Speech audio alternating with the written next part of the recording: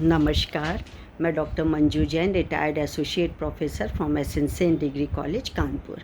मैं पिछले कई महीनों से धर्म मार्ग नामक शीर्षक के अंतर्गत कुछ छोटी छोटी विचारधाराओं को लेकर के, प्रसंग को लेकर के वीडियोस आप तक पहुंचाती हूं, जिसका ध्येय सिर्फ और सिर्फ उद्देश्य मेरा यही होता है कि हमें आखिर समाज में आकर के, परिवार के बीच में, तो हमें एक्चुअल में क्या करना चाहिए। तो विभिन्न वीडियो के माध्यम से मैंने अपनी बात कही हुई है। तो इसमें भी मैं आपको बताऊंगी कि आखिर क्या हमको करना चाहिए और क्या त्याग देना चाहिए। तो नेचुरली आप जानते ही हैं कि एक तो हमें सच्चरित्र होना चाहिए, निष्ठावान होना चाहिए, ईमानदार होना चाहिए।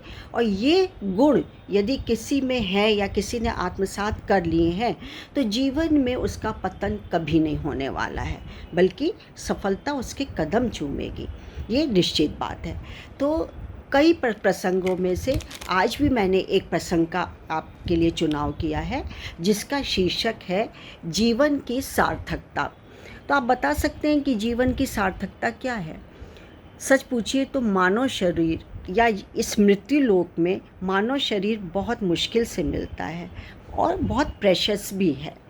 तो क्यों ना हम इसको सत्कर्मों में लगाएं, अच्छे कर्मों में लगाएं, और ईश्वर प्रदत्त जो ये हमारा शरीर है उसको अच्छे कामों में लगाएं, सुकर्म करें, कोई गलत आचरण ना करें।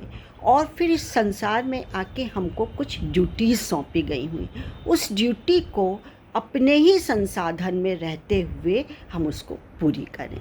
तो चलिए, आज का शीर्षक है, मैंने जैसे बताया, जीवन की सार्थकता। इसको लिखा है श्रीमती सुरचना त्रिवेदी जी ने। सुरचना जी, आपका बहुत बहुत धन्यवाद।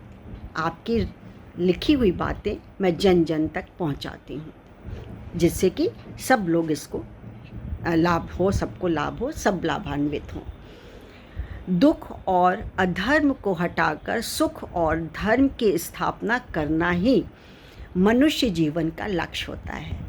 परम पिता ने जो शक्ति व पात्रता मनुष्य को दी है, उसका सदुपयोग यही हो सकता है कि दूसरों की सहायता की जाए।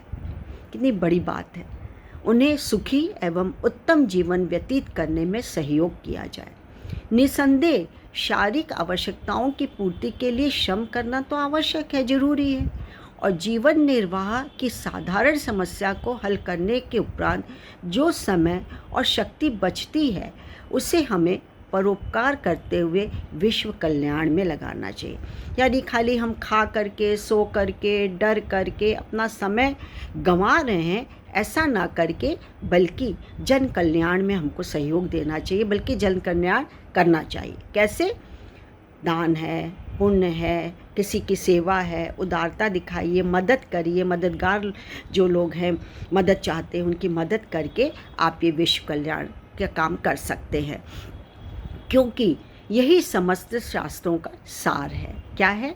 अष्टादश पुराशेणु व्यसाय वचनम द्वयम परोपकारम पुण्याय पापाय पर पीडनम। अर्थात यह है कि मनुष्य जीवन का उद्देश्य परोपकार तथा पुण्य ही है, जिससे मनुष्य जीवन पाकर अपनी विचारधारा तथा भावनाओं को शुष्कता, नीरसता व कठोरता जैसे दोषों से मुक्त नहीं किया, वह जीवन के वास्तविक रस का रसास्वादन करने से भी वंचित रह जाएगा। आनंद का स्रोत सरस अनुभूतियों में है। भक्ति, प्रेम, समर्पण तथा सत्योपासना के द्वारा ईश्वर को प्राप्त किया जा सकता है और संभव भी है। कोई मुश्किल काम नहीं है। जिनका अंतःकरण शुद्ध है तथा जो भावनाओं को मन में स्थान नहीं दे सकते, उन्हें ईश्वर की प्राप्ति सरलता से हो जाती है, ये कहा जाता है। इसको मैं भी मानती हूँ। जीवन की सार्थकता तो कोमल सद्वृत्तियों के माधुर्य का रसास्वादन करने में है। मनुष्य जीवन का अधिकांश भाग आहार, निद्रा, भय आदि में व्यतीत होता है, जिसकी चर्चा हम लोगों ने की है। शारीरिक आवश्यकताओं की पूर्ति में समय व शक्तियों का अधिकांश भाग खर्च हो जाता है, व्यय हो जाता है। विचारणीय है कि क्या इतने छोटे या लघु कार्यक्रम में रत रहना ही मानव जीवन का लक्ष्य है? सृष्टि के समस्त जीवों में सर्वश्रेष्ठ स्थान होने के कारण मनुष्य का उत्तरदायित्व भी श्रेष्ठ है। जो अपने महान कर्तव्य की ओर ध्यान नहीं देता, निश्चय ही वह मनुष्यता का महान गौरव प्राप्त करने का अधिकारी भी नहीं है। अपार धनराशि या भौतिक वस्तुएं प्राप्त करके भी जीवन को खरीदा नहीं जा सकता। सद्भाव ही मनुष्य की सत्य तथा स्थायी संपत्ति है। इसलिए जीवन के प्रत्येक क्षण को सद्गुण संपादन में ही संलग्न करना बुद्धिमानी है। मानव जीवन को सफल बना लेना ही सच्ची दूरदर्शिता भी है। बहुत उत्तम, उचित, गहरी बात कही हुई है। और मित्रों, मुझे पूरा विश्वास है कि आप सुनेंगे और लोगों को सुनाएंगे, जिससे सभी लोग इसका लाभ उठा सकें। तो अच्छा लगा हो, लाइक और शेयर करना बिल्कुल भी मत भूलिएगा। एक सिर्फ अंगूठे का, उंगली का खर्च और है, वो है सब्सक्राइब करना। तब तक के लिए मुझे इजाज़त दीजिए। नमस्कार। Thank you.